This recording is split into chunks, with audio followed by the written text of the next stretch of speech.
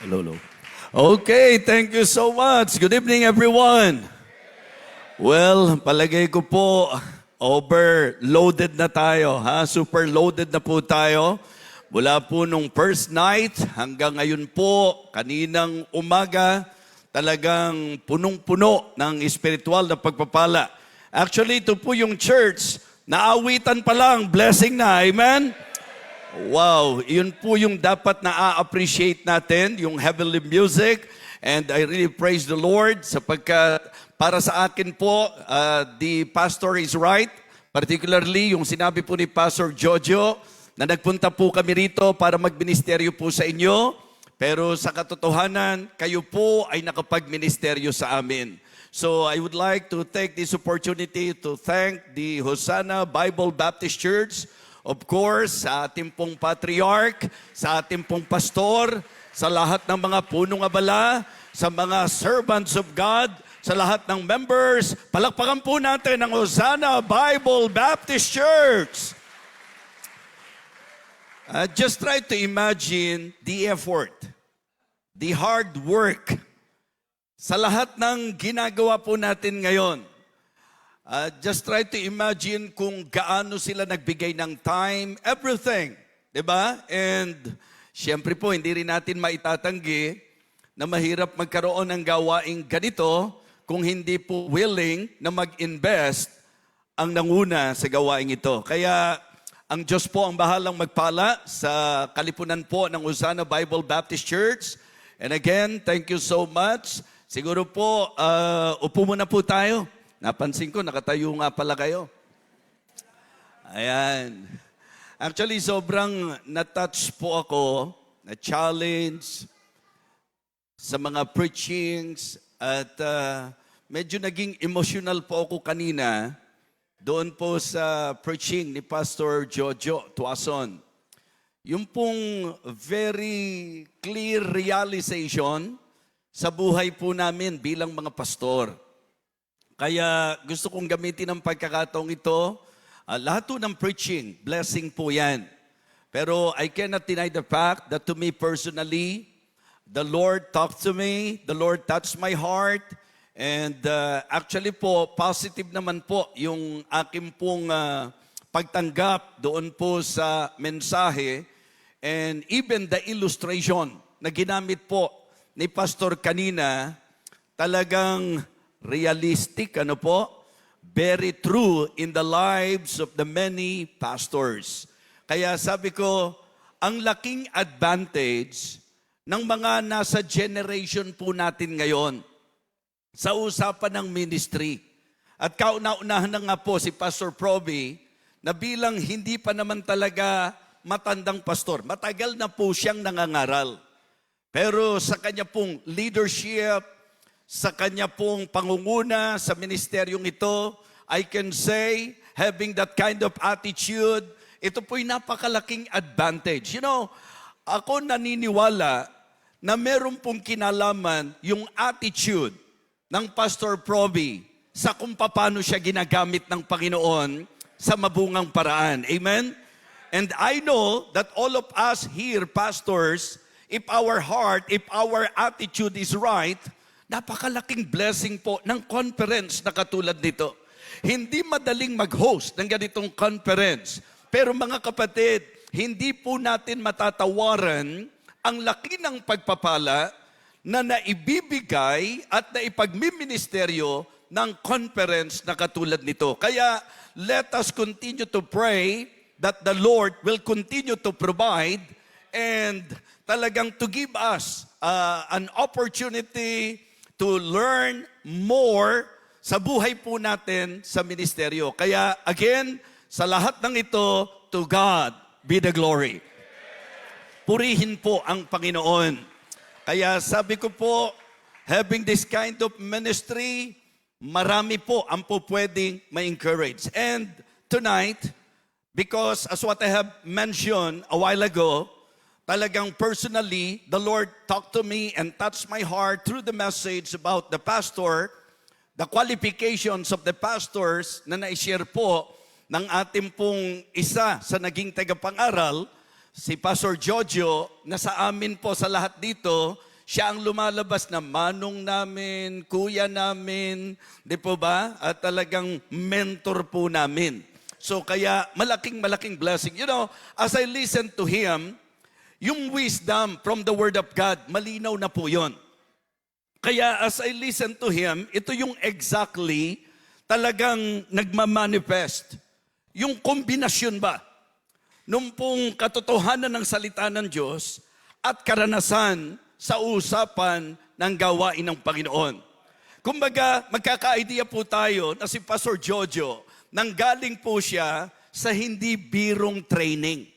Sa usapang karunungan, sa usapang karanasan, sa usapang pagbibigay patotoo sa ministry, I can say na very obvious na hindi biro ang napakagandang training na nakuha po ng ating Pastor Jojo Tuason. And that is exactly what Pastor Proby is enjoying in his life in the ministry.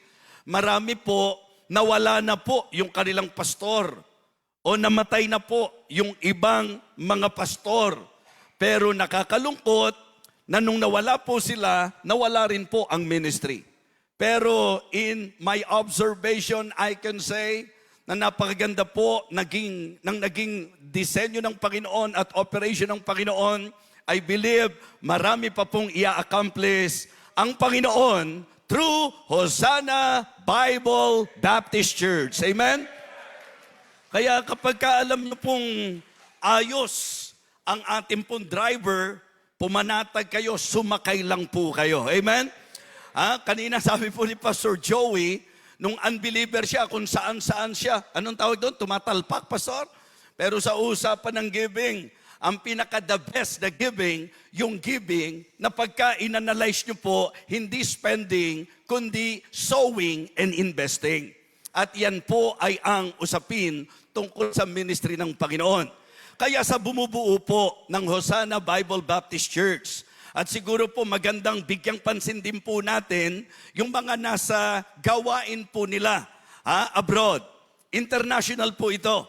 If you are investing sa ministry nito pong Hosanna Bible Baptist Church at kung kayo po'y parte po nito, tuloy-tuloy lang po sapagkat malayo pa ang ma-accomplish at mararating ng ministeryong ito. Kaya shout out po sa mga kapatiran ng Hosanna Bible Baptist Church na nasa iba't ibang bansa. Purihin po ang Panginoon. Sabi ko nga, kaming mga tagapagsalita, walang kahit isa sa amin na magsasabi na hindi kami napagpala. Sobrang napagpala po kami sa iba't ibang larangan na nakita po namin sa ministry na ipinagkatiwala ng Panginoon sa inyo. Now this time, I believe, excited na tayo sa message. Amen?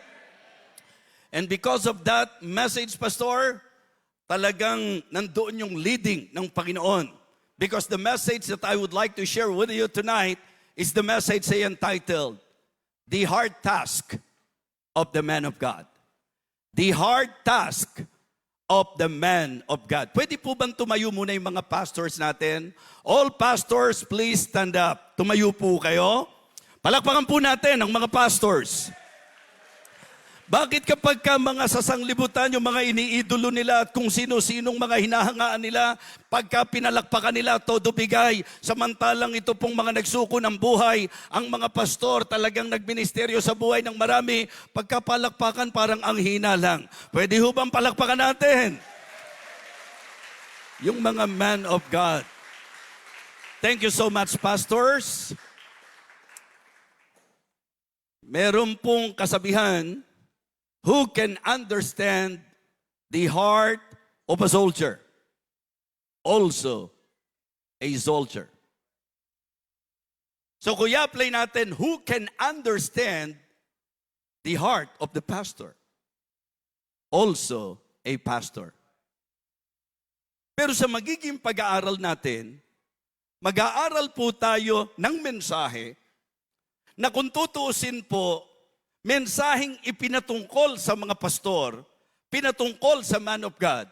Pero pag-aaralan po natin intentionally na meron pong objective na ang mga members, hindi nyo kailangan maging pastor para maintindihan nyo po ang buhay ng pastor. What I mean to say, kailangan lang nating makinig sa mensahe, sa aral ng salita ng Diyos, para maintindihan niyo po ang buhay ng isang pastor sa liwanag ng salita ng Diyos.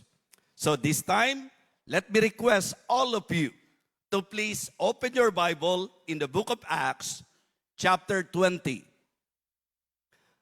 Tumayo po tayong lahat once again, and I would like to request the congregation to please read our text and try to read our text with understanding. Acts chapter 20, verses 28 to 30. And the context of this passage is about the Apostle Paul bade his farewell to the Ephesian elders. Kaya ang sabi ko sa inyo kanina, parang naka-address to sa mga pastor.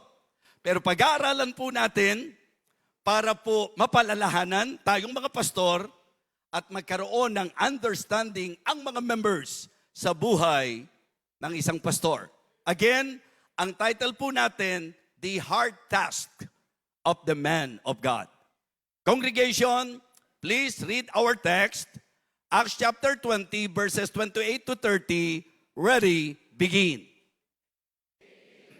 Unto yourselves, and to all the flock, over which the Holy Ghost hath made you overseers, to feed the church of God, which he hath purchased with his own blood. For I know this, that after my departing shall grievous wolves enter in among you, not sparing the flock. Also of your own selves shall temporarize, speaking perverse things, to draw away disciples after them. For the second time, I would like to again quote to you our text. Take heed therefore unto yourselves. Ang kinakausap po, yung Ephesian elders, yung mga tagapanguna. Take heed therefore unto yourselves and to all the flock over the which the Holy Ghost hath made you overseers, to feed the church of God which he hath purchased with his own blood. For I know this, that after my departing shall grievous wolves enter in among you, not sparing the flock. Also of your own selves shall men arise and speak perverse things to draw away disciples after them. Let us go to the Lord in prayer. Our gracious, loving Father, Almighty God, thank you so much for this conference. Thank you for making this event possible. Thank you for the host and for all the pastors, for all the members of this church. I pray, oh God, that you will again use your humble servant to enlighten the minds of your people, to encourage your servants, oh God. Lord, I acknowledge the fact that without you, I can do nothing. So please, Lord, help me. Fill me with your Holy Spirit, oh God. Give me wisdom. Guide me, O Lord, and reach the heart of your people through this challenge, O Lord. I would like to commit to you everything. For all of these things I ask and pray in Christ's most precious name. Amen. Amen. You may now be seated. So kanina po sa naging pag-aaral, binigyang pansin po ang usapin tungkol sa pastor. And the word used by our speaker is the qualifications. And then in my realization, and I believe, same with all the pastors here, kung magiging totoo tayo, sino po ang with confidence magsasabi na sa usapang qualification, kaya tayo nasa pagpapastor, kaya tayo nasa leadership, kaya tayo nasa ministry, because we are qualified. So the reason why the Apostle Paul emphasized that to Timothy, to Timothy to realize that the reason why he's a pastor, that the reason why we are in the ministry, it is because of the grace of God. And that is very clear when the Apostle Paul said in 1 Timothy chapter 1 and verse number 12, and I thank Christ Jesus my Lord, who hath enabled me, for that he counted me faithful, putting me into the ministry, who was before a blasphemer, A persecutor, injurious, but I obtained mercy because I did it ignorantly in unbelief. And then he emphasized, but the grace of God. I am telling you folks, I am telling you pastors, I am telling you servants of God, that the only reason why we're saved, that the only reason why we are in the ministry, it is because of the grace of God. Grace, nothing but grace. Kaya sabi ko po, I believe sa conference na katulad nito, magandang ma-remind ang bawat kamanggagawa. Magandang mapaalalahanan po. Kumbaga, equipping conference po ito eh. Strengthening conference. And it is good na mapalakas tayong mga pastor. And don't you ever think na sa conference na ganito, ang speaker exempted? No. Nangyari lang na tagapagsalita po kami. Pero walang kinaiba. Kung kailangan nyo itong message na ito, kailangan din po namin ang message na ito. And again, ang naging leading ng Panginoon sa akin, kung bakit sa kabila ng kung tutuusin, this message is addressed to the pastor, ipapangaral ko po, because I believe it is also good for the members of the church to understand the life of the pastor. Kasi minsan, di ba, too much expectation. Talagang masyado tayong mapaghanap. And then, dumarating tayo sa pagkakataon na quickly or easily, nagbibitaw tayo ng judgment sa mga pastor na para bang hindi siya tao, na tayo okay lang, na tayo pwede kahit ano. Pero siya, dahil pastor siya, para bang kagulat-gulat sa atin kapag ka may pagkukulang siya, kapag ka po may mga naging kahinaan po siya. So mga kapatid, ito po ay magandang maging eye-opener. Again, ang context po, ito yung pagkakataong kailangang iwanan po sila ni Apostle Paul. You know, para magkaroon po tayo ng solidong masasabi nating ground sa pag-aaral po natin, it is good to understand that the Apostle Paul, according to the task, according to his calling, siya po ay itinalaga hindi lang para mag-evangelize, kundi para mag-disciple, kundi para mag-train, at siya po ay mag-put up ng mga ministries, siya po ay magpasimula ng mission at magtayo ng mga churches na kung saan, kung tutuusin, Diyos ang nagtatayo. And no one can deny that the Apostle Paul is very, not just effective, but efficient sa usapan ng ministry. He is very productive, mga kapatid, and prolific sa usapan ng ministry. Kaya ang sabi po niya, mga kapatid, actually po, very familiar ako po, sa akin po itong passage na ito, sapagkat dito po kinuha ko yung pong akin pong naging motibasyon sa klase ng magiging paglilingkod. Kasi meron po akong conversion verse, yung bang verse na kung saan ginamit ng Panginoon for my salvation. And then, yung pong masasabi po nating Christian living, passage, yung calling verse, ito po yung naging commitment verse ko. Kaya doon po sa minsan nagpapapirma ng mga Bible, yun po yung aking inilalagay na talata, Acts 20:24, when the Apostle Paul said, "But none of these things move me, neither count I my life dear unto myself, so that I may finish my course with joy, and the ministry which I have received of the Lord Jesus, to testify the gospel of the grace of God." Ang pinaka-konteksto niyan, nung kausapin po niya, yung kanyang mga inalagaan, yung kanyang mga tinuruan, na sinabi po niya sa kanyang pamamaalam sa kanila, na kung saan ito ang nakita niyo sa akin, serving the Lord with all humility of mind, and with many tears and temptations, which befell me by lying in wait of the Jews, and how I kept back nothing that was profitable unto you, but have shewed you and have taught you publicly, and from house to house, testifying both to the Jews and also to the Greeks, repentance toward God and faith toward our Lord Jesus Christ. And now behold, I go bound in the Spirit unto Jerusalem, not knowing the things that shall befall me there, save that the Holy Ghost witnesseth in every city, saying that bonds and afflictions abide me. At yun na po ang sabi ng verse 24, but none of these things move me. Hindi ba yan ang problema natin? Dahil ang discouragement, kakambal na natin, marami po bumibigay sa discouragement. Di ba? At hinahanap nating maintindihan tayo dahil tao lang tayo. Yes, naiintindihan na may discouragement tayo, pero ang mahirap maintindihan, yung alam mo na Diyos ang tumawag sa iyo, Diyos ang naglagay sa iyo, tapos bibigay ka sa discouragement, yun ang mahirap maintindihan. Para mo na rin sinabing napakahinang klase ng Diyos na tumawag sa iyo.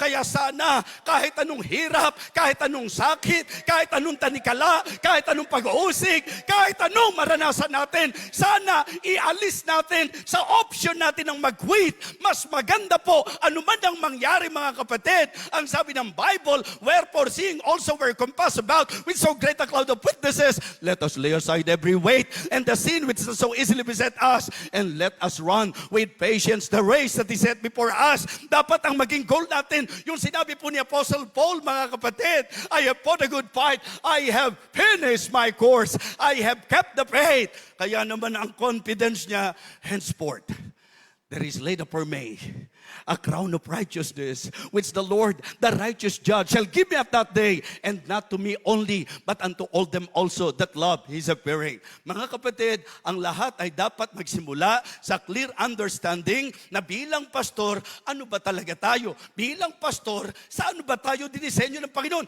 Ano ba yung task? Ano ba yung given task? Ano ba talaga ang katayuan natin bilang mga pastor? Well, dito po sa teksto natin, makikita niyo po mga kapatid ang napakahalagang bagay na si Pablo bilang alam ang usaping buhay ng pastor, nagbukas ng kanyang puso at nagpaalala sa kanila, take heed therefore unto yourselves and to all the flock over the which the Holy Ghost hath made you overseers, to feed the church of God, which He hath purchased with His own blood. For I know this, that after my departing, shall grievous wolves enter in among you. Hindi ba nangyayari po yan? Hindi ba yan ang nakikita nating mga storya? Na mula sa labas may naninila, mga kapatid, at maging sa loob, meron pong mga ganyang sitwasyon. Kaya napakaganda na ito po ay ating matalakay. Well, sa akin pong ibibigay na mga punto sa inyo, marirealize natin na ang pastor ay minister. We are ministers of God. Kaya nga nung nirebuke ni Paul yung mga taga-Korinto, who then is Paul? And who is Apollos? But ministers of whom you believe. Sabi niya, sino ba kami? Mga ministro ng Panginoon, pastors. Kaya maganda rin po na yung ating pong representasyon, iayos natin. Katulad ng sinabi po ni pastor, hindi man tayo ganun po sa usapan ng galing, pero at least makandak man lang natin ang sarili natin na talagang magpapatibay, ministro tayo ng ating Panginoon. Amen? Pastors, we are ministers of God. Batid, hindi lang yun eh. Maganda rin maging paalala sa atin na hindi lang tayo minister, tayo po'y messengers. Diba? Messengers. At mamaya po, iisa-isahin po natin ito sa humigit kumulang 4 na oras na magiging pag-aaral po natin ngayong gabing ito. At ang magtiis hanggang wakas, mga kapatid. Ang magtiis, kinabahan yung iba, namutla. Hindi ko naman po kaya yun. Yung 4 na oras, hindi ko kaya. 3 siguro, okay lang. Mga kapatid, dapat alam po natin na ang mga pastor messenger po yan. Kaya nga ang sabi po, malinaw, remember them which have the rule over you, who have spoken unto you the word of God. Yun ang trabaho po namin mga pastor, ministers, messengers, mga kapatid. Hebrews 13:7, remember them which have the rule over you, who have spoken unto you the word of God. Di ba? So napakahalaga po yan. Mensahero tayo ng Panginoon. Kaya tuwing tatayo po tayo sa pulpito, pasensya na kayo, nandito ako sa harap, dahil hindi talaga ako makikita doon sa likod ng pulpito, mga kapatid eh. Di ba? So, importante po na lagi nakatatak sa isip ng pastor na tayo po ay mensahero. Hindi po natin trabaho na patamaan ang mga miyembro. Ang trabaho natin, ipangaral ang salita ng Panginoon. Kaya ang dapat commitment to preach nothing but the word. Ha? Ang mga pastor po, privilege na tayo po ay nag-speak. Privilege na tayo po ay nagpe-preach. Pero hindi tama na kapag tumatayo tayo, ang trato natin sa preaching parang privilege speech. Naintindihan niyo po? Kasi kung mag-evaluate ka, iba yung power ng message ng Word of God at yung galit mo lang. Iba po yung power ng totoong mensahe ng Panginoon sa gigil mo lang. So ang importante, mapalalahanan tayo, messenger tayo ng Panginoon. Nagkukwentuhan kami mga pastor kasi nakakatulong din po yun.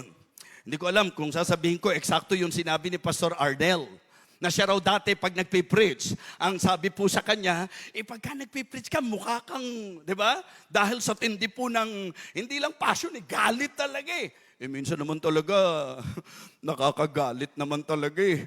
Nakakagigil naman talaga eh. Ang problema sa mga miyembro, nakikita nila yung gigil ng pastor, hindi nila nakikita kung bakit nanggigigil yung pastor. Di ba? Alam nga naman yung pastor nanggigil ng walang dahilan. May mga cute na miyembro kasi. Yung mga cute na miyembro, nakakagigil talaga yan. Yung ang sarap kurut-kurutin. Ang sarap pisil-pisilin, di ba? Mga kapatid, magandang reminder. Minister, messenger, and also a model. Di ba? Here is the Apostle Paul talking to them at dun sa pagsasalita niya, ipino-point out niya, nakita nyo naman kung paano ko ipinakita sa inyo, kung paano dapat mag-behave tayo, dalhin natin ang maayos ang sarili natin. At sinasabi nga po niya mga kapatid, na talagang itong mga kamay na ito ay nagministeryo sa aking mga pangangailangan at ako nagpakita sa inyo ng halimbawa na kung paano pinanghawakan po niya ang sinasabi ng ating Panginoong Jesus, it is more blessed to give than to receive. Kaya po yung preaching kanina, tungkol po sa pagkukultivate ng, generous community, sa usapan ng church, na ipinangaral po ni Pastor Joey kanina. So, kita nyo yung mga preachings. Complementing po yan, mga kapatid. Kaya nga sabi ko sa inyo, wala kami sa preaching competition. Wala kami sa preaching contest. Kaya po kami mga speaker ngayon, itinalaga kami ng Panginoon upang tumulong sa accomplishment ng pinaka-objective ng ating conference is strengthening conference. Ang magandang conference, yung pagka nakinig ka, hindi ka lalabas na ang nasa isip mo, kilala ko yung sinasabi ng speaker. Alam ko kung sino yung tinutukoy niya. Sipin mo, conference ang inatinan, chismis ang nakuha. Di ba? Alam nyo, ang tiyak. Ngayon pa lang kasi may bukas pa tayo eh. Di ba? May bukas pa tayo mga kapatid. Pero alam nyo po ba na ngayon pa lang makiklaim na natin and I am very confident na nalalaman ko na sa puso ng bawat isa kung paano ganito ang impact sa akin. I know na pag uwi nyo, ang pag-uusapan nyo at ang sasabihin nyo, grabe ang encouragement, grabe ang blessing ng conference, grabe ang blessing ng mga preaching, grabe ang lesson doon sa ating conference na natutunan natin. Amen?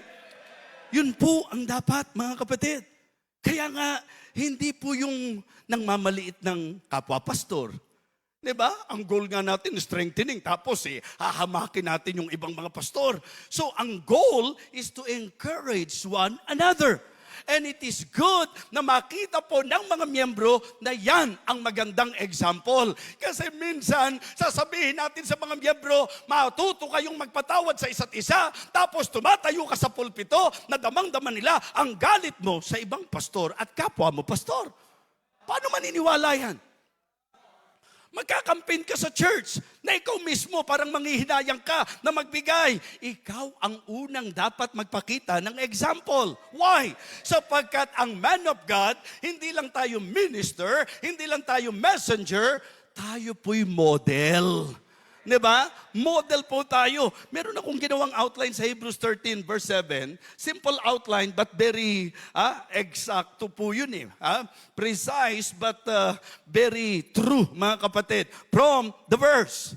Hebrews 13, verse 7, remember them which have the rule over you.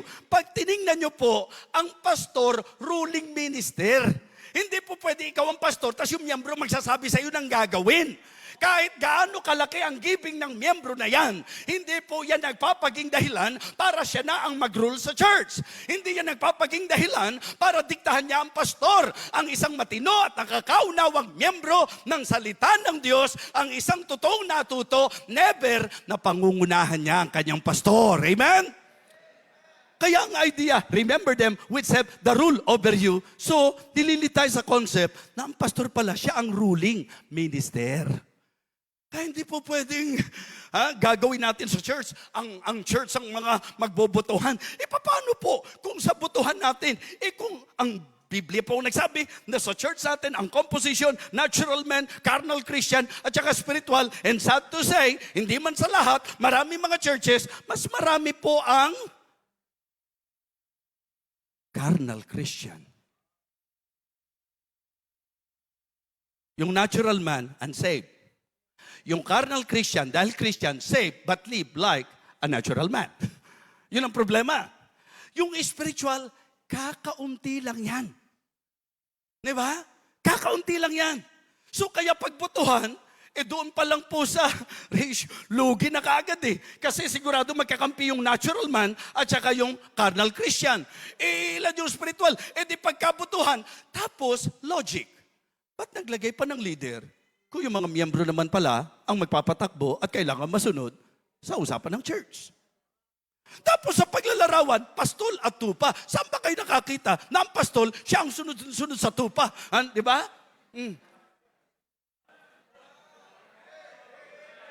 Pag tupa, sinunod mo. Hindi ka magkakandatuto.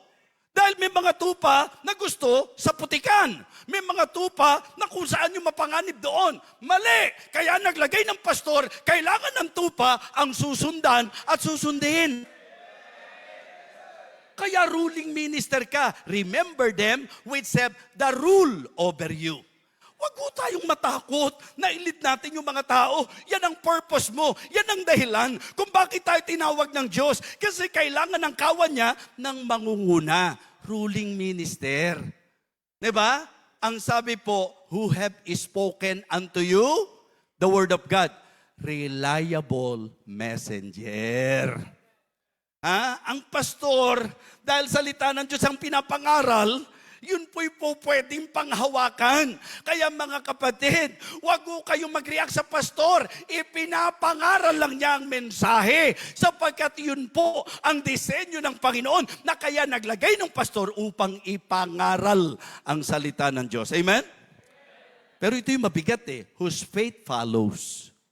Considering the end of their conversation. Kaya pag tinignan nyo sa Hebrews 13:7, ang linaw ng outline doon na ang pastor, ruling minister, na ang pastor, reliable messenger, na ang pastor, role model. Ngayon, dahil leadership ang pinag-uusapan, mga kapatid, alam nyo po ba, ito kasi yung sesentruhan ko Kumbaga, in-establish ko lang po na sa pangkalahatan, po pwede mo siyang tawaging minister, messenger, model, mentor, and manager. Mga kapatid, ang isang mabigat sa pagpapastor, hindi ko sinasabing magaang ang preaching, pero ang isang mabigat sa pagpapastor, management.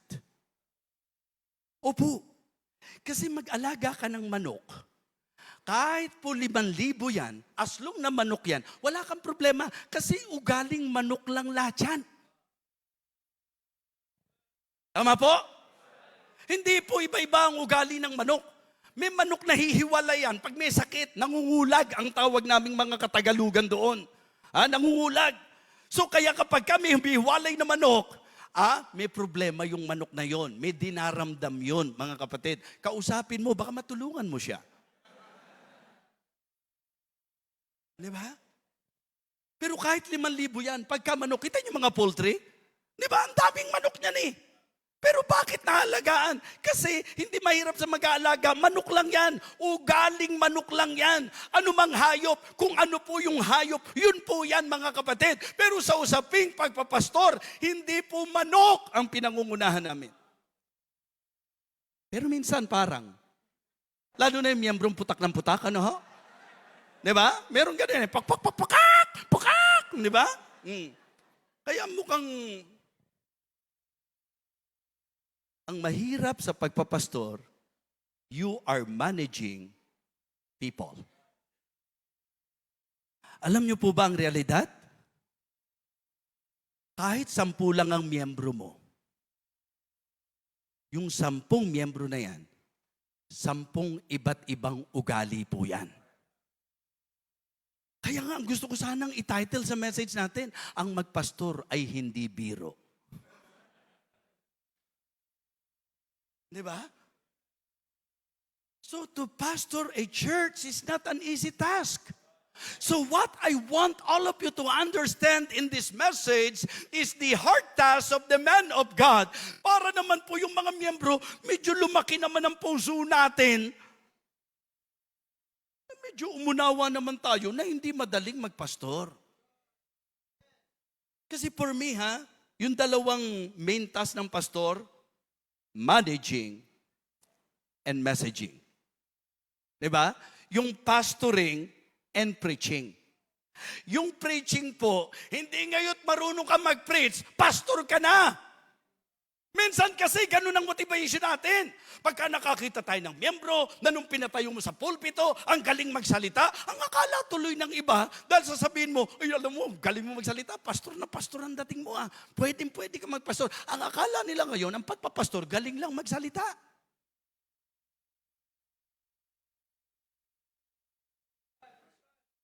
Pastoring is not just preaching. But of course, we cannot deny the fact that preaching is very vital in pastoring. Hindi po pwedeng paghiwalayin yan eh. Kaya mga kapatid, mga minamahal, dito po sa teksto natin, tingnan po natin, i-chop-chop natin yung talata.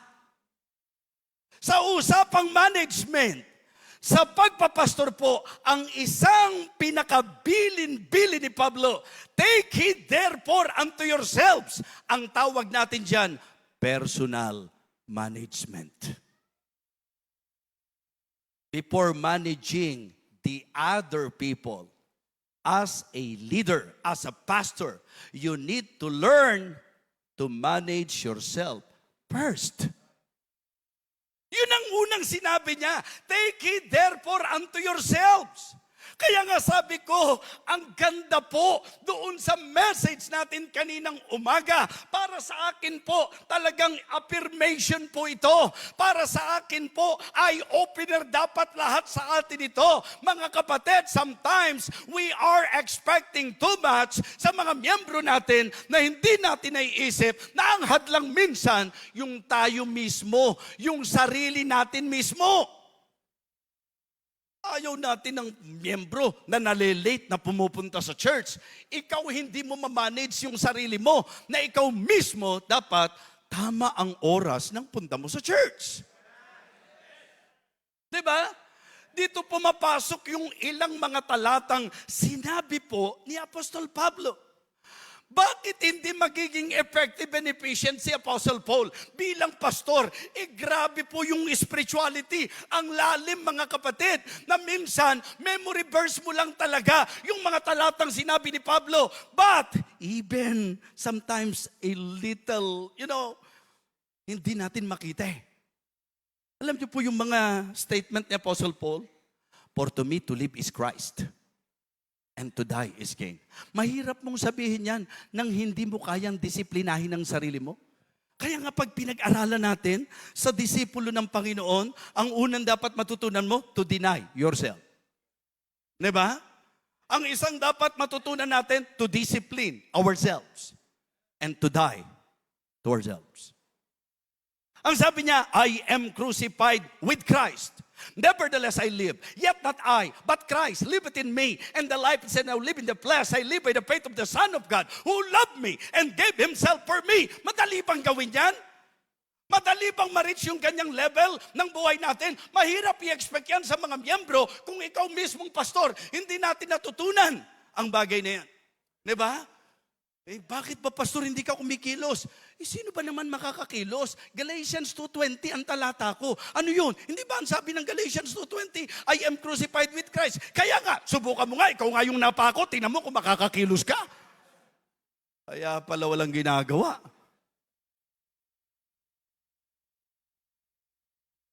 Yung for to me to live is Christ, ang sarap na memory verse kasi maigsi.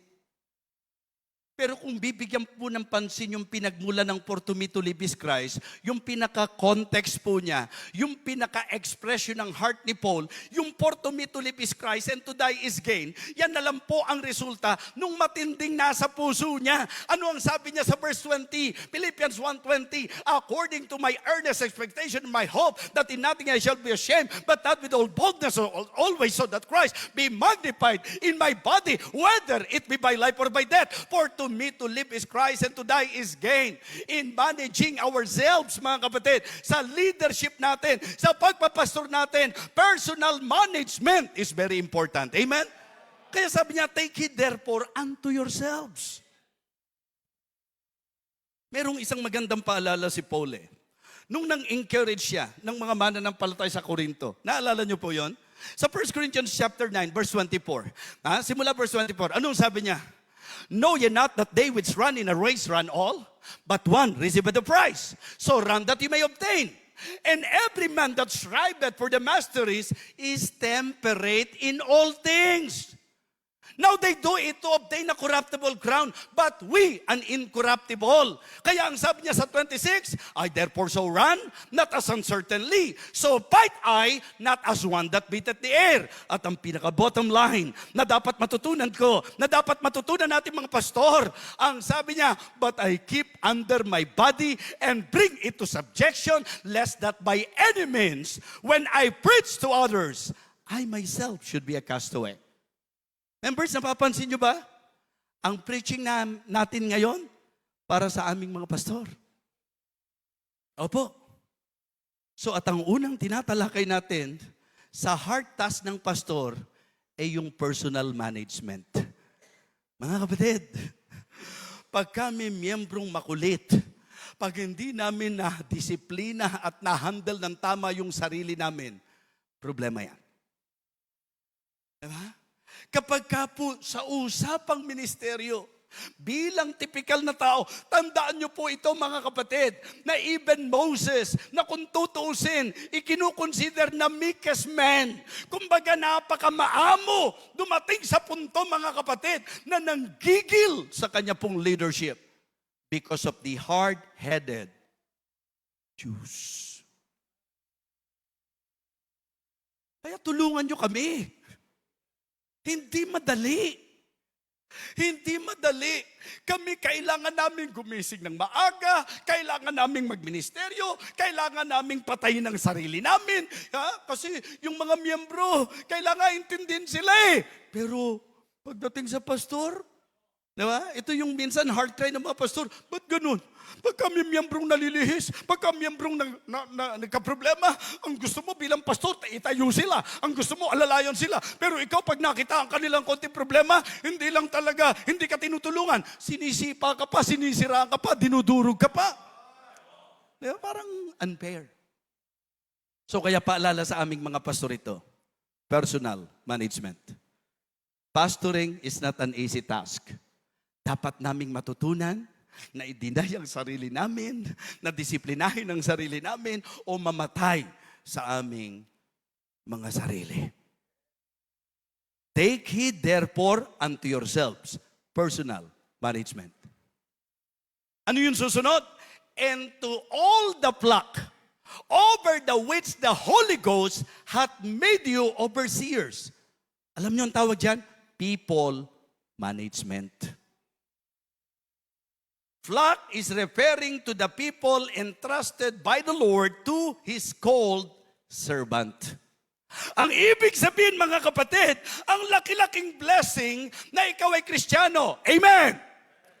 Blessing ba na ikaw ay iniligtas ng Panginoon? Blessing ba na sa langit ka pupunta? Blessing ba na alam mong Kristiyano ka? Pero sige, ligtas ka, Kristiyano ka, kung walang nag-aalaga sa'yo. You cannot deny the fact na ang malaking blessing ng pagiging Kristiyano mo, binigyan ka ng church na kung saan nagtayo ang Diyos ng pastor na nag-aalaga sa iyo. Parang mahina, amen nyo dun ah. Hindi ba kayo masaya na may pastor na nag-aalaga sa inyo? Buti na nga lang naturuan kami na hindi puro mga tao lang sa church. May pamilya rin kami, may mga anak din kami, may asawa rin kami, meron din kami mga pangsariling pangangailangan. But listen, we cannot avoid this thing na kaya kami tinawag ng Panginoon, kaya ka pastor, dahil mahal ng Diyos ang kanyang mga anak, mahal ng Diyos ang kanyang kawan, kaya mga kapatid, naglagay ng pastor para po pangalagaan ang kanyang kawan. Kaya kung ikaw yung miyembro na maganda ang puso sa usapang Kristiyano, isa sa saya mo, may pastor ka. Minsan ma-observe nyo po yan sa testimony. Ang daming mga miyembro, pag tumayo, salamat po kasi binigyan kami ng Panginoon ng sasakyan. Blessing po. Salamat po kasi yung business namin. Mga kapatid, ang hindi nyo alam, ang laki-laki sanang blessing. Kung may mga pagkakataon nagpapasalamat kayo, alam nyo po, bilang Kristiyano, sobrang thankful ako sa Panginoon na binigyan ako ng pastor. Na may nag-aalaga sa amin. Na meron pong nag-challenge sa amin. Di ba? Kasi yun ang trabaho natin sa people of God eh. To challenge them, to confront them, di po ba? To care for them, and to carry them. Ang sarap na may nag-aakay sa'yo. Ang sarap na pagkakailangan mo ng counsel, may pastor ka na nagpapayo sa'yo. Ang laking advantage. Alam namin yan na kaya kami pastor dahil kailangang i-manage ang mga iniligtas ng Panginoon. Kaya mga kapatid, mga minamahal, pansinin niyo po ito. Hindi ba makatwiran ako na sinasabi ko sa inyo na kahit ang kausap niya, Ephesian elders, kahit ang tinutukoy niya mga leaders, hindi ba miyembro, may matututunan kayo? Hindi ba ma-enlighten tayo na yung pala na kaya tayo may pastor para i-manage tayo. Kaya hindi tama na ikaw ang nagmamanage sa pastor mo. Hindi po pwedeng ikaw ang nagtuturo sa pastor mo ng gagawin. Mga minamahal, napakalaking responsibilidad sa usapang management. Yung tinatawag nating people management. Yung spiritual condition, iba-iba. Diba? Iba-iba ang ugali ng tao eh. Kaya nga mga kapatid, tingnan niyo po kung paanong si Apostle Paul naging particular. Kung paano dapat ina-appreciate ng mga members yung kanilang pastor. Diba? Yung mga talatang yan, paalala dapat sa iyo. Hindi ito yung nangangaral. Salita ng Diyos to. Tingnan niyo po ang sabi. Ang linaw sa Hebrews 13 and verse 17. Obey them that have the rule over you and submit yourselves. Nagiging mahirap ang management kapag ka matigas ang ulo ng member. Di ba? Yung people management, nahihirapan kami pagka masyadong matatalino yung miyembro. Kapag ka po yung mga member, mas magaling pa kaysa sa pastor. O worse, mas magaling pa kaysa sa salita ng Diyos. Pero positive ha, napakasarap magpastor sa mga members na willing sumunod at willing magpasakop. Sino sa inyo ang, yung honest sa heart nyo, blessing tong conference? Sino magsasabi sa inyo na napaka-organized ng conference? Na ngayon pa lang, sino sa inyo ang nagkiklaim na talagang successful tong conference? Kala nyo ba dahil lang kay pastor to? Hindi. Dahil sa mga members na napaka-submissive, sa mga members na napaka-supportive, sa mga members na kung saan alam nila kung paano sumunod sa leadership. Amen? Ikalabisan ng paulit-ulitin po natin, pero pare-pareho lang po kami nang sasabihin. Sipin niyo po, pagdating pa lang namin dito, halatang-halata niyo po na talagang pinaghandaan, ipinanalangin, at ang bawat isa po very eager na i-apply yung kanilang given role, mga kapatid. Di ba? Meron pong mga usher na gumaganap ng kanilang trabaho. Meron pong nag-a-assist para doon sa kainan. May mga nagtatanong kung ano kailangan namin. By the way, sa nagtatanong kanina, sisimple ko na lang sa iyo yung matinding pangangailangan ko na ngayon, ha? Diba? I mean, just try to imagine. Bunga to ng isang gawain na natutunan ng pastor na i-manage ang kawan at natutunan ng kawan na sumunod, magpasakop, sumuporta sa pastor. Very consistent po ang Bible eh. Si Peter, nung kausapin din niya yung mga elders, di ba? Kasi sa text natin, si Paul to. Ang sabi ni Paul sa mga Ephesian elders, yung mga tinre niya na itinalaga niya doon sa mga kalipunan, sa bawat kawan, ang sabi niya, take it therefore unto yourselves and to all the flock over the which the Holy Ghost hath made you overseers to feed the church of God which he hath purchased with his own blood. Ang sabi po ni Peter sa 1 Peter chapter 5, the elders which are among you exhort, who am also an elder and a witness of the sufferings of Christ and a partaker of the glory that shall be revealed. Feed the flock of God which is among you, taking the oversight thereof. Young people, hindi disadvantage na may pastor na medyo concern sa lahat ng aspeto ng buhay mo. Hindi disadvantage yun. Ang laki-laking advantage ng church na may mga pastor na willing na pangunahan, pangalagaan ang mga tao na ipinagkatiwala ng Panginoon. People management. 1 Thessalonians chapter 5, beginning verse number 12. Sabi ni Paul, and we beseech you, brethren, to know them which labor among you. Imagine nyo po, ang pastor pala, he is not just leading you. He is also laboring for you. Di ba? And we beseech you, brethren, to know them which labor among you and are over you in the Lord, and admonish you, and to esteem them very highly in love for their work's sake, and be at peace among yourselves. Hindi ho masaya sa Christian life na yung miyembro kailangang umiwas at magtago sa pastor niya. Ang healthy at happy church life, yung wala kang, alam niyo po yun, alam mo sa sarili mo, na ikaw ay maayos na miyembro, nagpapasakop sa pastor, hindi po yung mga patagong kilos, mga kapatid. Ha? Yung ministry ng overseeing, hindi ho madaling trabaho ng pastor to. Kasi hindi naman lilima miyembro eh. Di ba? Ibig sabihin, kung kayo po ay napapansin, kung kayo po ay kinakausap, kung kayo po ay kinokorek, kung nakokonfronta po kayo, advantage nyo po yan, bagay na dapat ma-appreciate ninyo, sapagkat kaya ginagawa ng pastor yan, sapagkat ginagampanan niya ang trabaho niya, and it is a hard task to manage the people of God. Sipin nyo kung ang magiging buhay ng pastor, parang yun nangyari kay Moses.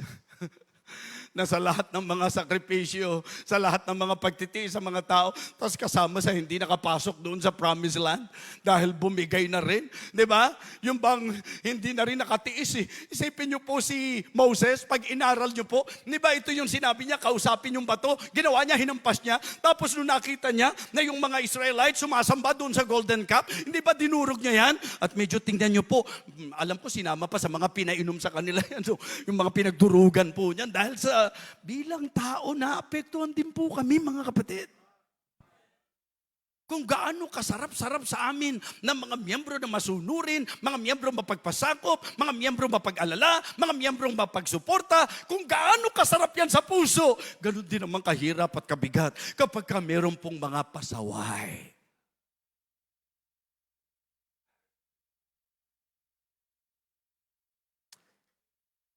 Pastor, totoo po yung sinasabi ko, di po ba? To manage the people is not an easy task. Kaya yun ang title natin eh. The hard task of the man of God. Personal management. Feed, and di ba sabi, take heed therefore unto yourselves. people management, and to all the flock over the which the Holy Ghost hath made you overseers. Ito pangatlo, preaching and teaching management. Kasi ang sabi, to feed the church of God, which He hath purchased with His own blood. Sasang-ayon po ba kayo na ang mga lumalagong miyembro ay bunga ng masarap at maayos na pagpapakain ng pastor ng salita ng Diyos? Amen? Ha? Mga kapatid, may mga pagkakataon sa buhay natin na parang nadidisregard po natin ito, but one of the things na masasabi po nating napakalaking blessing kapag may pastor kayo na very sound sa doctrine. Di po ba? One of the hard tasks of the pastor is preaching management. Kasi pag tumayo tayo sa pulpit, mga kapatid, tinitake nila na representative tayo ng Panginoon. Kumbaga yung ipapangaral natin. Kaya nga dapat may ingat. Kaya sabi ko po, ang message natin, hindi lang po sa conference ito, pang mga miyembro, sa amin din po mga pastor. Diba? Kaya nga sabi ni Paul kay Timothy, ang linaw-linaw po, especially sa context ng apostasy, nung nagbigay siya ng warning, na ang sabi niya sa 2 Timothy chapter 3, verse number 1, this know also that in the last days, perilous time shall come. And then sinabi niya yung characteristics ng mga tao. At doon po sa kanyang pagbibigay, pansin, sa panganib ng huling panahon na ito, ang isang matinding panganib ay yung mga naglipa ng kung ano-anong aral, mga doktrina, lalo na po yung mga nag-aanyo ng kabanalan, pero tinatanggihan ang kapangyarihan nito. Kaya ang susi, ang sabi ni Pablo, Timothy, ang sabi niya, yea, and all that will live godly in Christ Jesus shall suffer persecution. In verse number 13, but evil men and seducers shall wax worse and worse, deceiving and being deceived. Kaya ang pinakasusi, Timothy, but continue thou in the things which thou hast learned and hast been assured of, knowing of whom thou hast learned them, and that from a child thou hast known the Holy Scripture, which are able to make thee wise unto salvation through faith which is in Christ Jesus. Verse 16, all Scripture is given by inspiration of God and is profitable for doctrine, for reproof, for correction, for instruction in righteousness, that the man of God may be perfect, truly furnished unto all good work. Kaya sabi niya sa chapter 4, verse number 1, I charge thee therefore before God, who shall judge the quick and the dead at his appearing in his kingdom. Preach the word. Amen? Preach the word. Mga pastor, huwag tayong matakot sa mga miyembro. Ang kailangan nilang marinig, hindi yung kikilitin ng tenga nila. Ang kailangan nilang marinig, hindi po yung magpapaasa sa kanila sa mali. Ang kailangan nilang marinig, yung salita ng Diyos na mapapakinabangan sa pagtuturo, sa pagsansala, sa pagsaway, sa ikatututo na nasa katwiran upang ang tao ng Diyos ay maging sakdal, tinuruang lubos sa gawang mabuti. Miyembro, ang matakot kayo pagka yung pastor nyo, bulero. Hindi na kayo ma-attend. Okay lang yan. Nakikipagrelasyon ka na sa unbeliever. Okay lang yan. Basta attend ka lang. Diba? Hindi na ginagawa ang kalooban ng Diyos. Okay. Mga kapatid, trabaho natin. Yung preaching management, i-preach natin sa kanila yung dapat nilang marinig, hindi yung gusto nilang marinig. Opo. Kung gusto nyo yung mga nambobola, may mga kilala ko. Gusto nyo ba? Endorso ko kayo? Diba? Kasi meron po mga nagsasabing mga ngaral, talagang kapag ka naman tumatayo, wala ka naman talata na nalalaman, di po ba? Saan ka nakabasa saan mo nabasa sa Biblia na yung mga ngaral, ang sasabihin niya, okay, pakitaas ang panyo, pagpapalain kayo, pag tinaas ang panyo, imin.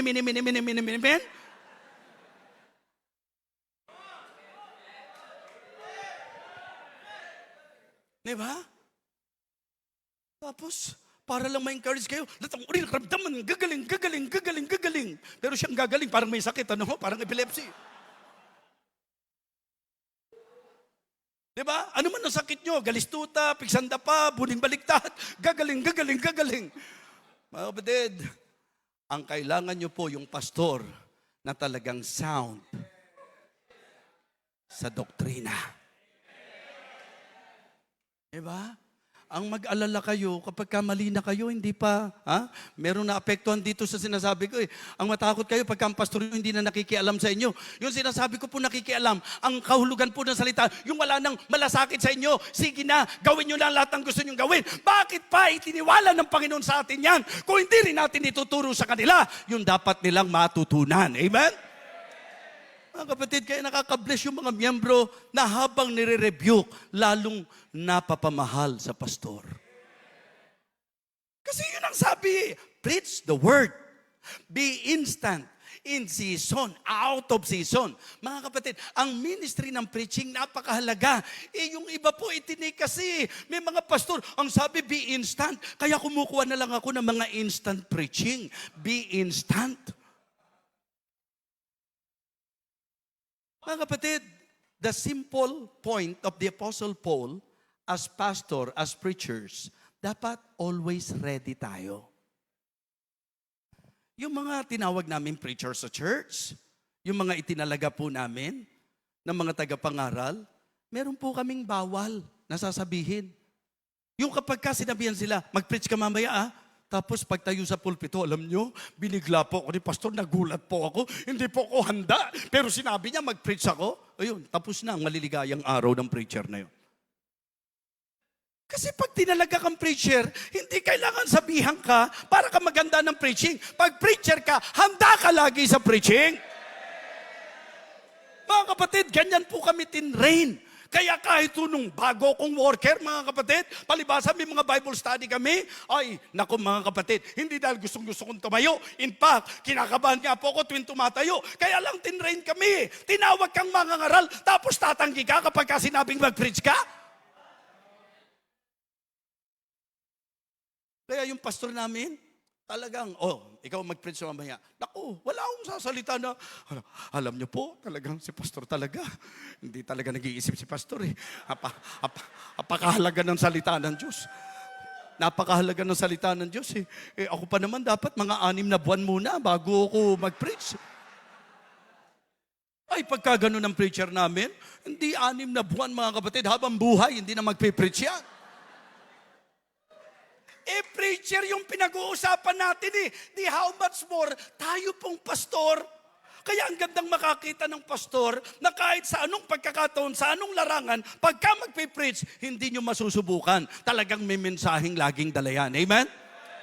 Study to shew thyself approved unto God, a workman that needeth not to be ashamed, rightly dividing the word of truth. Kaya isa sa equipping natin. Diba? Kasi mga kapatid, sinasabi ko po na ang preaching, hindi yan nangangahulugan ng galing ng pagpapastor. Pero nililinaw naman natin na dahil pastor ka, dapat nagkakaroon ka ng kasanayan. Tayo po ng ating pong kasanayan sa larangang ito. Dahil tinawag tayong preacher eh. Dapat nag-i-improve tayo sa preaching. Opo. Hindi, huwag kang tutulad doon sa preacher. Sabi ng miyembro, grabe yung speaker natin. Ang lalim niyang mag-preach. Oo, hindi ko naintindihan eh.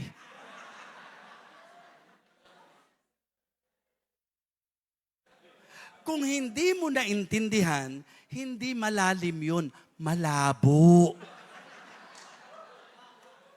Diba? Kasi ang mga ngaral, ang trabaho niya, siya yung huhukay sa ilalim, tapos, isa-serve niya. Diba? Ecclesiastes chapter 12, yan ang preacher. Hindi para makapagpa-impress lang. Naku, lalo na pag nakakita kayo ng preacher na sa sobrang lalim, siya mismo hindi makaahon eh.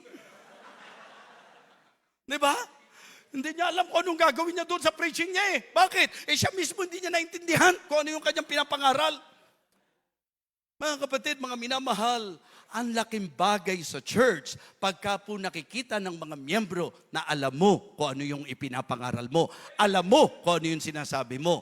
Pastor Proby, kahit nakakarinig ka ng napakaraming mga masasabi nating commendation ng mga, hindi ibig sabihin nito, pinalalaki namin ang ulo mo at gusto namin. Pero yun ang napakaganda na obvious eh. Tinrain ka ng tatay mo, tinrain ka ng patriarka dito, na talagang ikaw ay maging maaral sa salita ng Diyos. Kaya alam namin ang testimony mo na bata ka pa lang, sinaba ka na nga sa preaching contest sa Amerika. Tama po ba? Mga kapatid, yung mag-preach hindi biro. Sa Amerika pa, yung mag-English hindi rin biro. Bagamat marami tayong nakikitang pag nag-English, parang nagbibiro.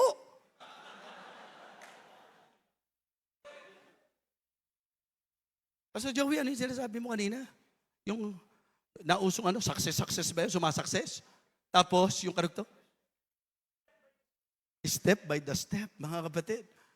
Yung pagka-step by the step na yun, matitisod ka doon, mga kapatid. Kasi hindi tama yung step by the step, mga kapatid.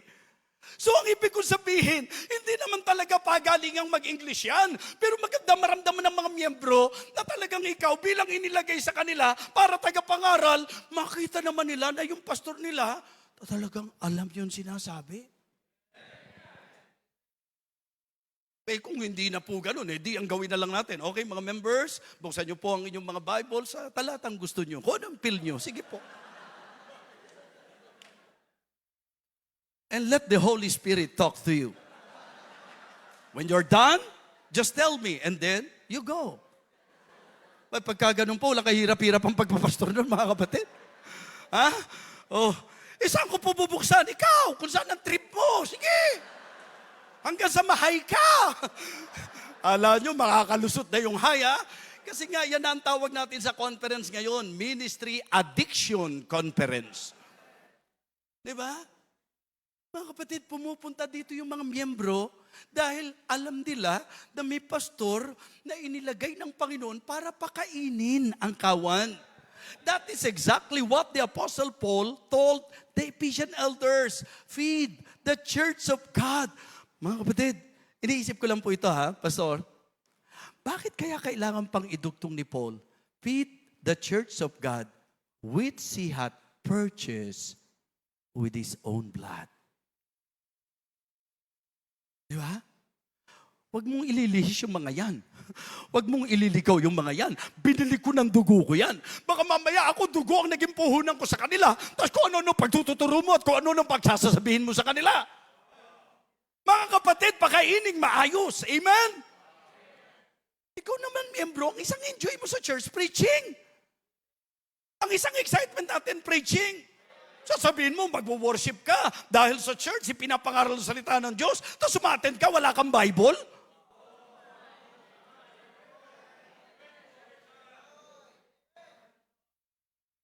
Sa eskwelahan, subukan mo.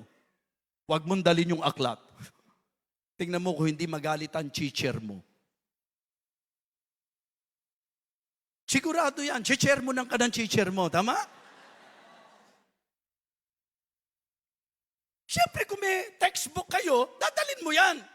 Kasi pag hindi, kung ano-ano pagagagawin mo habang nag-aaral. Mga kapatid, sa Biblia, sa church, wala tayong ibang aklat kundi Biblia. At ang magandang attitude, search the scriptures whether those things were so. Baka mamaya kung ano pinagsasabi ng pastor at napakarami nating nakikita, lalo na sa mga television, lalo na sa YouTube, na mga wishy-washy preacher. Yung pagka pinakinggan mo, parang ang gagaling. Kung ano-ano mga pinagsasasabi. Simple lang ang sasabihin ko sa inyo. Pagka po ang presentation ng turo sa inyo, may kinokontra na ibang talata sa Biblia, mali ang interpretation. Sapagkat ang isang rule sa Bible study, mga kapatid, dapat walang contradiction. Sa rule of interpretation, there must be no contradiction. Kaya pagka pinagkokontra-kontra yung Biblia, yun ang dahilan kung bakit po alam nating mali yung puntanggihan mo, yung pagka-Diyos ni Kristo. Bakit? Sapagkat kung kaya ka naniwalang tao siya, dahil nasa Bible yan, maniwala ka rin na Diyos siya, dahil nasa Bible din yan. Ngayon, kung palalabasin mong tao lang siya at may mga talatang nagsasabing Diyos siya, iti contradiction. The interpretation is wrong. Opo. Kaya ako, I believe in election. Yung turo ng Bible na election, na hindi po kinokontra ang whosoever. Dahil ang election na sa Bible, ang whosoever na sa Bible, kaya pareho po nating itinuturo po yan. So napakaganda po na maintindihan po natin, rightly dividing the word of truth. Hindi yung pagka nag-aral ka, hindi ang truth ang dinidivide mo, kundi yung mga taong nakikinig sa iyo. Ay, ibang klase kung mag-preach, pastor, nadidivide ang mga miyembro. So the word of God is the main thing in our preaching. Opo, sabi ko, napaganda nung puso ni Pablo talaga eh. Sabi niya, feed the church of God which he hath purchased with his own blood. So, ano po ang usaping management sa buhay ng pastor? Take it therefore unto yourselves. Ano po yan? Personal management. And to hold the flock over the which the Holy Ghost hath made you overseers, people management. To feed the church of God which he hath purchased with his own blood, ano po yan? Preaching management. Eto ngayon, verse 29 and 30. Diba? For I know this, that after my departing, shall grievous wolves enter in among you, not sparing the flock. Verse 30. Also, of your own selves, shall men arise and speak perverse things to draw away disciples after them. Tawag dyan, problem management. In pastoring, the hard task is the personal management, people management, preaching management. Meron ba doon sa mga sinasabi kong merong sasagot sa atin dito at magsasabi, dali-dali lang yan eh, personal management? Sasabihin po ba nating madali ang people management? Ang preaching management? Mga kapatid, pananagutan natin yan. Tandaan nyo po, di ba? Ang sabi niya, but I keep under my body and bring it to subjection, lest that by any means when I preach to other, I myself should be a castaway. May konsekwensya. Di ba? Mga kapatid, yung mga kawan, ang sabi, obey them that have the rule over you and submit yourselves for they watch for your souls as they that must give account. Yung mga tao na inilagay sa panguna natin, pananagutan natin sa Diyos yan. Yung preaching.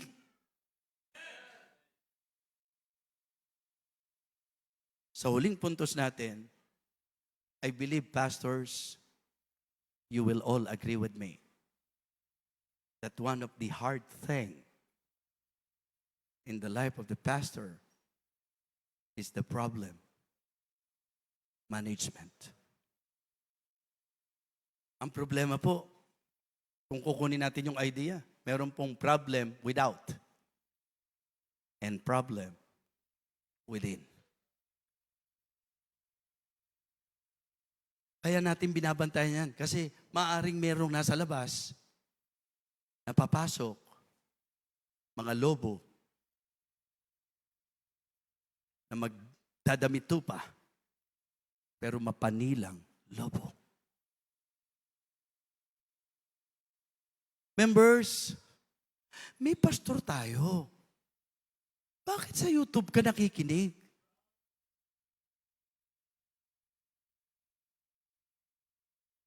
May itinayong tagapanguna sa'yo. Ba't mas nakikinig ka sa ibang pastor? Kung may tinig na dapat pakinggan ka, yung pastor mo.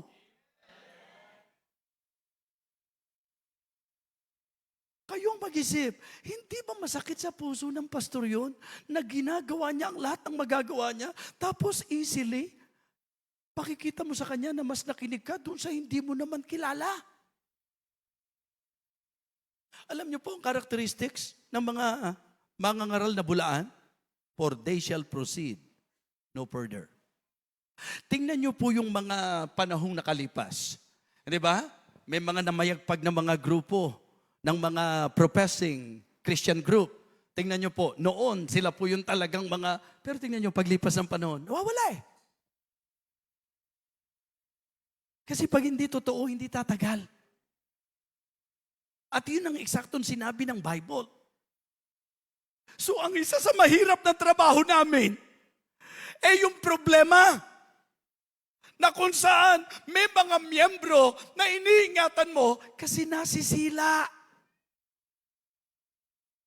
At sa loob naman, nasisira.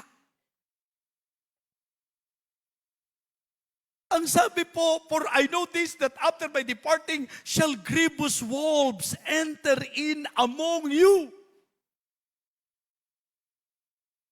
Sabi ko nga, kung kilala nyo at rekomendado ng pastor nyo, walang problema, pakinggan nyo po. Lalo na sa, di ba? Sa YouTube, sa internet, basta yung pastor mo nagrekomenda. Kasi para lang din niya na ang pastor mo, nag-imbita ng mga ngaral eh. Okay yon. Pero pagka yung pastor mo, winarningan ka na, titiyakin ko sa iyo, pag hindi ka sumunod doon sa mga ngaral na pinakikinggan mo, na winarningan ka ng pastor mo, titiyakin ko sa inyo, yan ang magiging problema.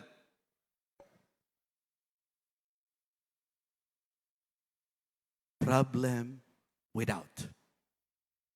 And sad to say, meron din pong problem within. Members, wag na tayo ang maging dahilan ng problema sa loob ng church. Pastor, lagi ko pong sinasabi, ang bawat gawain ng Diyos may kwento. At sa kwento po, sa gawain ng Diyos, laging dalawang bahagi lang ng kwento.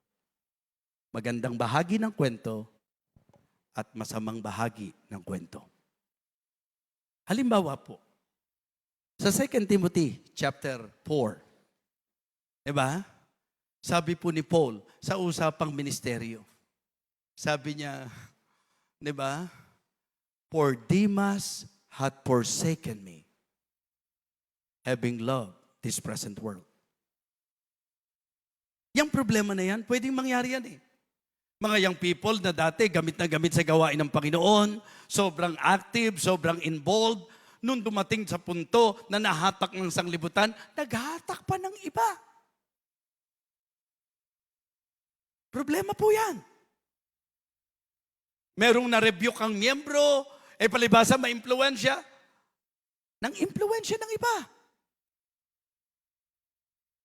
So at yun ang hindi nyo nararamdaman. Kaya nga mga kapatid, in my life, if you can notice, every time that I am posting, like for example, the ministries na ginagawa ko po, actually po, just for you to understand, the reason why I am posting all of the ministries, particularly in my speaking engagement, kaya ko po pinopost yan, kasi ang trabaho ko po, evangelist, meron po akong pinagpapastoran. Gusto ko lang po na nakikita ng mga prayer warriors na ibinigay ng Panginoon sa akin, at gusto ko nakikita ng mga miyembro na pag hindi nila ako kasama, hindi po ako bonjing-bonjing at banjing-banjing lang.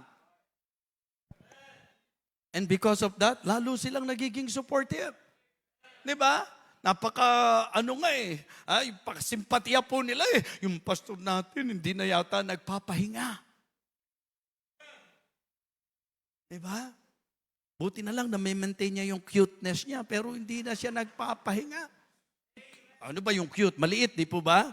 Oh, yun naman po ang ibig kong sabihin doon. So, importante po na tayo ay maging suporta ng ating pong pastor sa ministeryo. Mga kapatid, mga minamahal, ewan ko kung na-justify ko po sa inyo ngayong gabi, na kaya natin pinag-aralan ito, kahit na kung tutuusin, pastor ang tinutukoy, for the members of the church to be aware, for the members of the church to be awakened, and for the members of the church to be alarmed, and to be more appreciative sa pastor na ibinigay sa atin. Hindi ko po pwedeng itanggi ang katotohanan na ang isa sa tunay na dahilan why God is using me, kung bakit ako po, mga kapatid, ay nagagamit ng Panginoon, I cannot deny the fact, and I want to tell to everyone publicly that one of the undeniable reasons, ito po yung mga members na ipinagkatiwala ng Panginoon sa inyong lingkod. Very submissive, very supportive. Kaya nga, mga kapatid, kayo ngayon na magsabi, madali bang magpastor? Minsan, kung maghanap tayo sa pastor, parang andali-daling nagpastor yan eh. Mga kapatid, hindi. Napakahirap, kaya sana huwag mawala sa isip natin yung message po kaninang umaga tungkol po sa pagbabalanse ng pastor. Doon pa lang, mga kapatid. At pastor, alam kong aamin kayo, kung ang usapan, balanse, ang balancing nararanasan natin, may balance tayo sa ganito, may mga hindi pa tayo nababayar. Yun yung balance na nagiging problema natin. Tama po? Pero yung lesson natin, it is really hard na mabalance mo. Kaya nga sabi ko, sana tapos na po tayo doon sa idea, ano mas mahalaga, family o ministry? Hindi sila dapat pinagsasabong. Hindi sila dapat pinag-aaway. Members, isa sa dapat ina-appreciate mo, yung pamilya ng pastor. At ang pamilya ng pastor, magandang ma-reach niya yung level na siya ay talagang masasabi nating appreciative sa mga members na ibinigay ng Panginoon. Yun ang gawin nating goal. At kanina natuto tayo doon po sa ating pong napakinggang preaching. Ang hirap niya. Kaya nga tatapusin ko po yung mensahe ko doon sa tanong, sang-ayon po ba kayo na mahirap magpastor? Sino po sang-ayon? Pakitaas ang kamay. Mahirap magpastor. Iilan lang. Parang yun sa iba, dali-dali pala niya. Papastor lang eh. Kaya nahihirapan siya. Kaya kita mo ako, kahit di ako pastor, talagang tinuturuan ko si pastor. Dali lang yan. Sometimes, ganun yung mentality. Ang magpastor ay hindi biro. Ngayon, maring tatanong ng mga members, ano po pinakamagandang magagawa po namin? After realizing that pastoring is not an easy task, it is not an easy job, that calling is really hard for the pastor to do. Now, being a member, being a good member, being a godly member, anong dapat kong gawin? Huwag na tayo magpaligoy-ligoy. Pastor, pray for his effectivity. Naghahanap tayo ng pastor na epektibo. Ang tanong, pinagpe-pray mo ba? Wala tayong ginawa, kundi pintasan natin. Paano magiging epektibo yan? Pray for his effectivity. Assist to his ministry. Diba? Kaya nagiging magaan. Mga kapatid, given na yan. Magaling ang pastor ng church na ito. Humanly speaking, magaling siya. Divinely speaking, gifted siya. Potential siya. Pero hindi niya kakayanin ang ministry mag-isa. Napakaganda ng music ministry ng church na ito. Mula doon sa kumukumpas, doon sa malusog na kumukumpas, mga kapatid. Malusog, spiritual ang ibig kong sabihin. Yeah. Isipin niyo po yan. Malaking agapay po sa ministry yan. Masarap na nagpipreach tayo na may magandang music. Amen? Ang ganda po ng service kapag ka talaga maayos ang music. Kaya undeniably, malaking assistance ang ginagawa ng nasa music ministry. Nasa ushering ministry.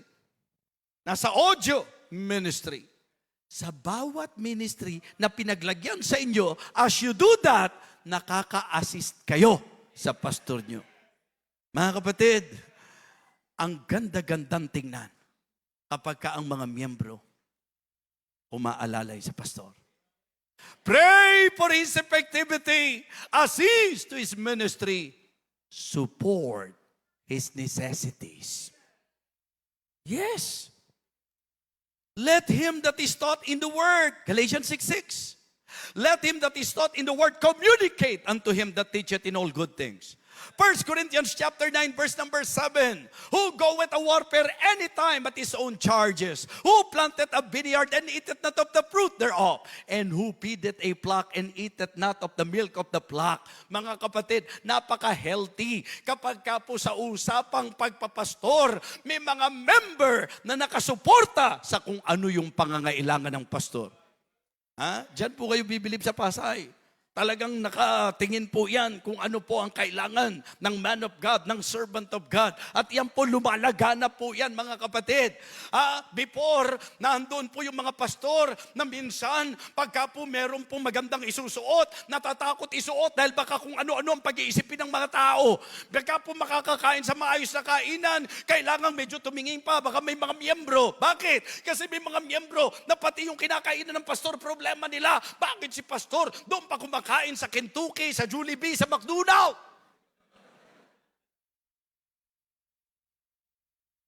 Bakit ang ganda ng suot ng pastor? Miyembro, mag-isip ka, kung ang pastor mo mukhang sipunin, mukhang uhugin, kung ang pastor mo hindi marunong mag-asikaso at mag-ayos ng sarili, mga kapatid, hindi mo ba naisip na refleksyon nyo yan? Hindi nyo ba naisip, kahihiyan nyo po yan? Ano bang klaseng pastor yun? Sino ba mga miyembro niyan?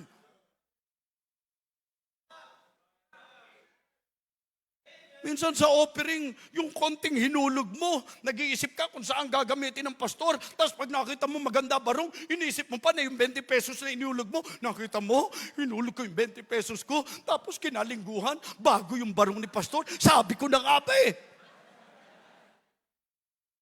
20 pesos ang hinulog mo, pinag-isipan mo na yung magandang barong dahil sa 20 pesos mo. Problema sa puso yan. Hindi nyo dapat, problema yun. Kapag ka maganda ang suot ng pastor, dapat nga isa ka sa dahilan kung bakit maganda ang suot ng pastor mo eh. Sana nga isa ka sa dahilan kung bakit nakapagmamaneho ng maayos na sasakyan ng pastor mo. Sana nga isa ka sa dahilan kung bakit na itataguyod ng maayos ang pamilya ng pastor mo. At mga kapatid, ang kaayusan ng pastor mo ay kapurihan ng mga miyembro ng church sa kalwalhatian ng Panginoon. Maganda yun. Pag nakita nyo nakatayo yung pastor, medyo nangingiti ka, pero tahimik ka lang, ha? Yung barong ni pastor, buti sinuot ni pastor yung barong na binigay ko sa kanya. Kaya ka masaya, ikaw pala nagbigay. Pero wag naman yung pag nagbigay ka ng barong, uy, ako nagbigay niyan eh. Uy, ako nagbigay. Baka naman di mo na naintindihan yung mensahe dahil lahat gusto mo sabihin, barong, ako nagbigay yan. Tapos nung tinamaan ka sa preaching, paglabas ng pastor, ubarin mo na yung barong na yan.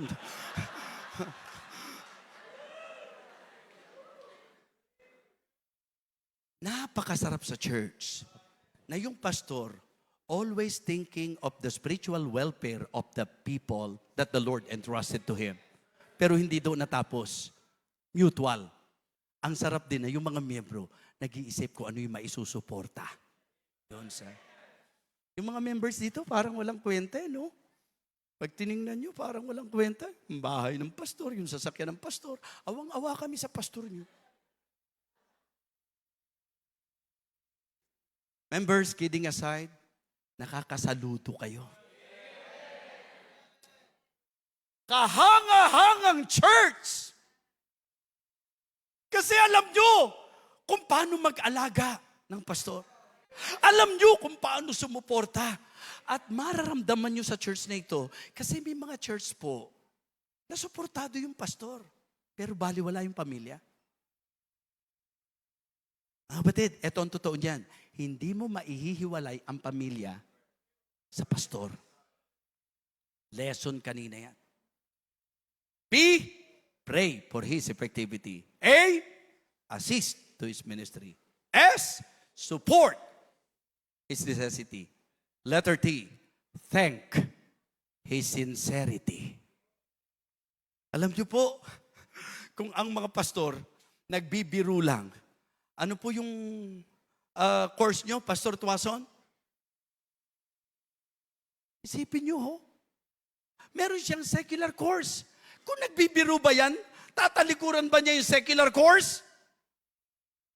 Ha? Mga kapatid, ako, tambay ako. Tatalikuran ko ba'y pagiging tambay kung nagbibiro lang ako? Baka maniwala naman kayo, ho?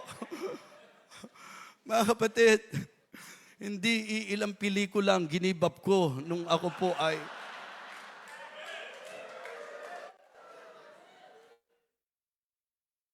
Isa sa dapat alamatan nyo, yung sensiridad ng inyong pastor. Ewan ko kung ma-question nyo pa yung passion ng pastor nyo. Grabe talaga yung vision eh. Amen? Ang bihira, sa helicopter na nga tayo nakarating eh. Kaya gusto ko nga maging close lalo kay pastor eh. Para pagka dumating yung helicopter eh, makakasabit naman kahit sa hélice man lang. Ang kapatid, obey His authority. Always put in your mind that it is God na naglagay ng pastor sa inyo. And the authority of the pastor is a God-given authority. That is the reason why pinagsama po obey and submit. And then letter R, respect his family. Bago tayo magtapos, isa-isahin po natin ito. Pastor. Okay? P. Ang dami nyo po eh. Tapangan nyo naman. Ang dami nyo po eh. Letter P. Walang speaking in tongues Okay? Letter P. Letter A. Letter S. Letter T. Letter O. Letter R. Kita nyo, para akong bumobola sa bingo, mga kapatid. Sa letrang, pray for his effectivity, assist to his ministry, support his necessity, thank his sincerity, obey his authority, respect his family. Yung salitang pastor, ganyan natin laging tatandaan. Instead of you criticizing your pastor, you pray for your pastor. Di ba? Kung nakita mong hirap siya, assist. May pangailangan siya, support. Nakita mo ang sipag niya, thank. Di ba? Dahil Diyos ang naglagay sa kanya, obey. Kasama ang family sa sakripisyo niya, respect his family. Mga kapatid, sa ganyang paraan, medyo ang mahirap na trabaho ng pastor ay po pwedeng maging magaan. Kaya, members, hindi kayo pwedeng ihiwalay sa pastor. Members, hindi pwedeng ihiwalay ang pastor sa buhay ninyo. Ang Diyos ang nagdisenyo niyan. Kaya, mga pastor, napakahalaga nitong ating pong natutunan. Personal management, take it therefore unto yourselves. People management, and to all the flock over the which the Holy Ghost hath paid you overseers. Preaching management, to feed the church of God which he hath purchased with his own blood. Problem management, without and within. For I know this, that after my departing shall grievous wolves enter in among you, not sparing the flock. Also of your own selves shall men arise and speak perverse things to draw away disciple after them. Tumayo po tayong lahat.